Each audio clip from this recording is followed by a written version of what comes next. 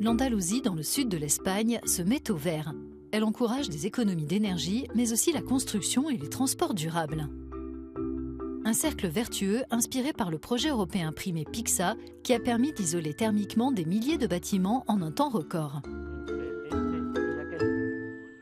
Les subventions représentaient un pourcentage élevé, ce qui a permis de réaliser plus de 36 000 opérations en moins d'un an, avec l'équivalent de plus de 85 000 tonnes de CO2 qui ne sont pas émises dans l'atmosphère, mais aussi 280 millions d'euros économisés pour les familles bénéficiaires de ce programme.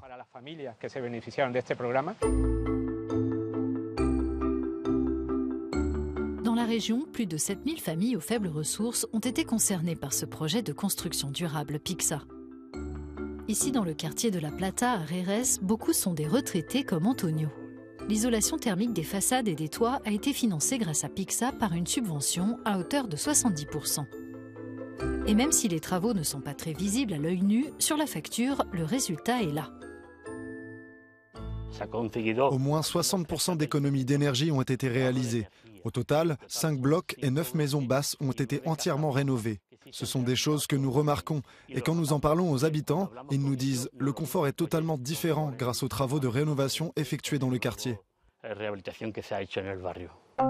budget total du projet PICSA a atteint 242 millions d'euros, dont 54,2% apportés par la politique européenne de cohésion.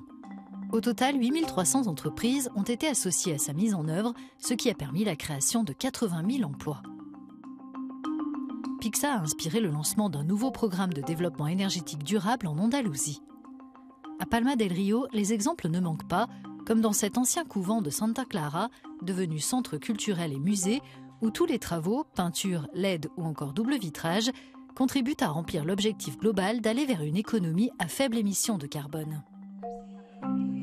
La consommation d'énergie a été réduite d'environ 50 ou 60%. Le fait qu'il existe des programmes européens qui nous aident à financer cela permet de réaliser des projets très ambitieux qu'une municipalité de 20 000 habitants comme Palma del Rio ne pourrait pas faire toute seule. La transition énergétique passe non seulement par la construction durable, mais aussi par la décarbonisation des transports. Ici à Cordoue, la flotte de bus est désormais plus propre et fonctionne pour partie au gaz naturel comprimé. Le principal intérêt du gaz par rapport à d'autres carburants est la quasi-absence de particules, qui est l'un des polluants de la ville.